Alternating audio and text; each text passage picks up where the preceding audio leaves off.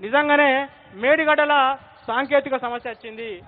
సాంకేతిక సమస్యకు పరిష్కారం కూడా గతంలో మనం చెప్పుకున్నాం. ఆ దెబ్బతిన్న 7వ బ్లాకును డైమండ్ డ్రిల్లింగ్ ద్వారా తొలగించి మళ్ళీ బరాజ్ కట్టుకొని మనం పూర్తి స్థాయిలో వినియోగించుకోవచ్చని చెప్పినాం. ఒకవేళ ఇప్పటికిప్పుడు మనం మేడిగడ్డను వాడుకోకుండా పారే గోదావరి నుంచి వెళ్ళి కన్నెపల్లి పంప్ హౌస్ ద్వారా మనం నీళ్లు తీసుకోవచ్చు. అన్నారం సుందిల్ల బ్యారేజీలలో ఎలాంటి సమస్యలు లేవు.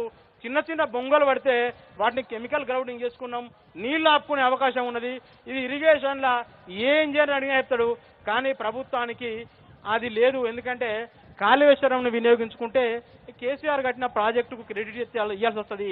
కాబట్టి మేము ఆయకట్నైనా ఎండబెడతాం, కానీ నీళ్ళు ఇవ్వమంటున్నారు.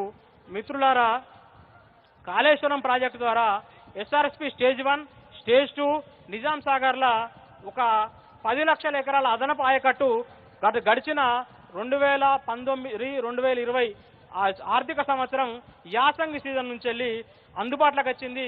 2023 వరకు కేసీఆర్ గారు నీళ్ళు వచ్చినాయి. 2024లో ఎండిపోయింది. ఇప్పుడు వచ్చినది 2025 యాసంగి, మొన్న అంటే 24-25 యాసంగి. 2 సంవత్సరాలు కూడా పంటలు ఎండిపోయినాయి. కేవలం మేడిగడ్డను వాడుకోకపోవడం, కాళేశ్వరంను వాడుకోకపోవడం, ఆ లింక్ 1ను పూర్తిగా నిర్లక్ష్యం చేయడం వల్ల దాదాపు 2 ఏళ్ళు 10-20 లక్షల ఎకరాల్లో పంటలు ఎండిపోయినాయి. రైతుల మీద ప్రభుత్వాలకు కక్ష సాధింపు ఉండద్దు, రైతులను ఆదుకునే ప్రయత్నం చేయాలి. ఇంకా మీకు రైతులను రాజు చేయాలంటే ఎక్కువ ఎఫెక్టివ్గా ఉన్న ప్రాజెక్టులను వాడుకోవాలి, ఇంకా అదనంగా నీళ్లు తీసుకునే ప్రయత్నం చేయాలి. కాళేశ్వరం టూరిజం ప్రాజెక్ట్ అనే మరొక అపవాదును కూడా వీళ్ళు బాగా బలంగా ప్రమోట్ చేస్తూ పోయినరు. మనం నాగార్జున సాగర్ గేట్లు ఎత్తారు, శ్రీశైలం గేట్లు ఎత్తారు, ఎస్ఆర్ఎస్పి గేట్లు ఎత్తారు. మనం కార్లు వేసుకొని బండ్లు వేసుకొని పోతాం. ఎందుకు పోతాం? అది అద్భుతమైన ఆహ్లాదకరమైన దృశ్యం చూద్దాం పోతాం. నిజంగా చెప్తున్నా, కాళేశ్వరం ప్రాజెక్టులో కట్టిన రంగనాయక సాగర్ ద్వారా ఇవాళ టూరిజం ఎంత అభివృద్ధి చెందింది. ఒకప్పుడు ఏదైనా ఈవెంట్ షూటింగ్ కోసం ఎక్కడెక్కడికో పోయేటోళ్ళు, ఇప్పుడు అక్కడ వాటర్ గేమ్స్ అందుబాటులో ఉన్నాయి. దాని ద్వారా అదనపు ఆదాయం వస్తుంది, ఫిషరీస్ ద్వారా ఆదాయం వస్తుంది. మన అన్ని కుల వృత్తులు, చేతి వృత్తులు కూడా నిలబడుతున్నాయి. వీటన్నిటికీ కారణమైన కాళేశ్వరం ప్రాజెక్టును మనం పరిరక్షించుకోవాలి. కాళేశ్వరం తెలంగాణకు లైఫ్ లైన్, తెలంగాణ జీవధార. పోలీస్ మిత్రులారా, దయచేసి మా కార్యకర్తలను డిస్టర్బ్ చేయకండి. ఒక్కొక్కరిని ఎందుకు అట్లా తీసుకెళ్లిపోతున్నారు బ్రదర్?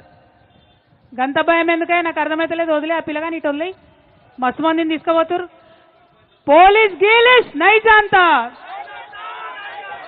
పోలీస్ గీలిస్ నోటీస్ గీటిస్, పోలీస్ గీలిస్ నోటీస్ గీటిస్. పర్మిషన్ ఇచ్చింది కదా 1 o'clock వరకు. ఇట్లా అన్ని ఇట్లా చేస్తే బాగుండదు. మళ్ళీ మేము ఇంకొక రకం ఆలోచన చేయాల్సి వస్తుంది. జై తెలంగాణ, జై తెలంగాణ అన్న కంటిన్యూ. మిత్రులారా, ఇంకొకటి కాళేశ్వరం ప్రాజెక్టు ద్వారా అదనంగా ప్రతిపాదించిందంటే మూసీ పునరుజ్జీవం.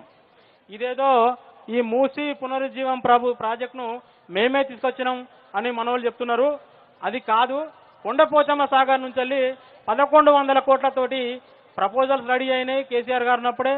దాన్ని మీరు మళ్ళీ మల్లన సాగర్కు మార్చిండ్రు. సరే, ప్రభుత్వంగా మీరు పాలసీ డెసిషన్ తీసుకున్నారు. ఆ ప్రాజెక్ట్ అయినా చేపట్టండి. హైదరాబాద్కు తాగునీళ్ళు ఇవ్వండి.